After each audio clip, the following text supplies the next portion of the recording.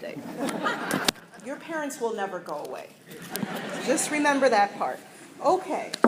Well, thank you for letting me be here today. It's quite an honor.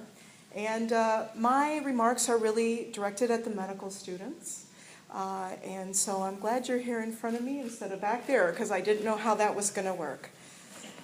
So now that you have your white coats on, I want you to imagine something that's going to happen in the very near future, which is that you will walk down the hall of the clinic or the hospital, and you will go into a room with a patient, and you're going to shut the door, and you're going to sit down. And you'll look like a doctor. And they're going to look at you like you're a doctor. But you are not going to feel like a doctor. That happened to me 20 years ago. I said, "So how can I help you today?" And I immediately heard how false those words were. I wanted to say, just between you and me, you know I'm not really going to help you today, right? Because you know I don't know anything. So let's just get that straight, and then we'll go on with this farce. I felt like a fraud, and that wasn't the only time in medical school I felt that way. But the strange thing is that even though I felt like a fraud as a medical student, I never, ever had a patient actually treat me like I was one. They all seemed to take me seriously. And so it's of course possible that all the nice folks I met when I was a student were just lovely good sports who were doing their civic duty and playing along to being nice for a doctor in training. But in retrospect, I realized that the reason why they didn't treat me like a fraud was because I wasn't one. They acted like I was helping them because I actually was. I imagine you're sitting there thinking that after your sessions with Dr. Constance and Dr. Clayman that you have a lot to learn. And you do. You have so much to learn that I recommend that you don't think about it because you're going to freak out. So denial is what I'm recommending for all of you. Just don't even think about it. You're going to have to put your heads down and do it, and you're going to help each other with that. But what I really want you to realize today is that you all have something in your possession today, something that you walked in with, that is the most important thing you will ever have to offer a patient.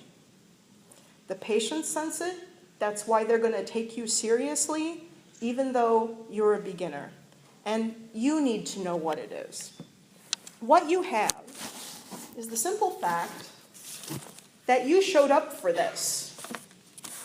As Dr. Dorsey said, you can't leave now. You showed up to help. You showed up to listen to people's stories and try to make sense out of them. You showed up to walk into a patient's room, a stranger's room, and offer to lend a hand. You showed up to try to make someone's life better. And when you decided to do that, you made a powerful choice. I don't want you to ever forget that power. Because as doctors, we do forget this, but patients never forget it. If you ask patients what they want in a doctor, nobody says, "I want someone who has memorized the Krebs cycle." But you're all going to have to memorize the Krebs cycle, so you know that. But nobody says that. When patients are asked, they remind us over and over and over again that what's important to them is their doctor's ability to listen to them tell their story. Really listen and be on their side to help them with their problems. And the reasons why patients want doctors who can listen and empathize is because these things, listening and empathizing, not tests, diagnoses, medicines, surgeries, listening and empathizing are the human qualities that are the most therapeutic. Patients value doctors who treat them like humans because those are the doctors that can heal. And when you listen to a patient, that simple act helps them heal. When a medical student listens and shows they're on the patient's side, that in itself helps the patient get better. And the good news is you can do these things right now. The trick is not to forget that those are your most important powers. So there's no reason to feel like a fraud. There's no reason to apologize to a patient for bothering them with all your student questions, and you're going to have a lot of them. Because if part of what you do is be willing to sit and listen to them with an open mind, then you have already legitimately joined our long tradition of healers.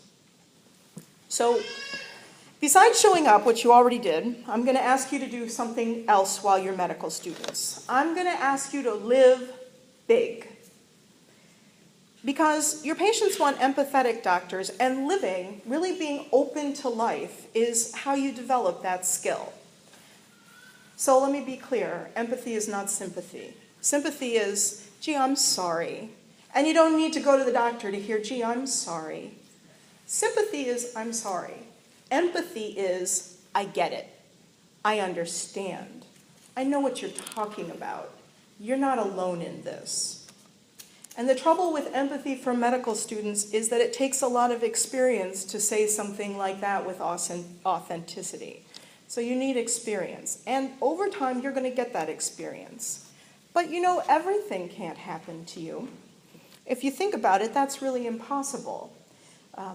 Take me, for instance. I'm never going to know what it's like to be an astronaut.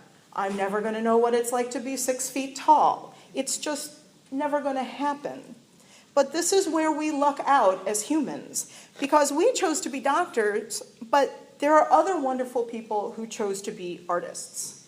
And their job in life is to show us their lives from a perspective other than our own.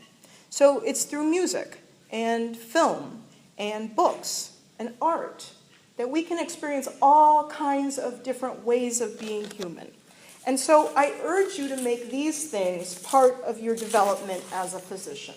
Not just see as many patients as possible, but read as many books, look at as many paintings, see as many movies, go to as many concerts as you can jam into your life. Find out what it's like to be another culture, another gender. Find out what it's like to be old. Remind yourself what it's like to be a kid. Live big, huge lives, so that you can sit with your patients and be able to really say, I can't imagine what that's like. I really do think I understand. And if you can do those things, be present and empathize, then you're going to be a force for good in the world. That's what the white coat symbolizes. And what better way to spend your life is there? So, welcome. You look great in your white coats. Wash them once in a while. They get dirty right here, which is a weird place, but you're going to find out what I mean. You might buy a few. The pockets wear out. Your iPad won't fit, but an iPad mini will.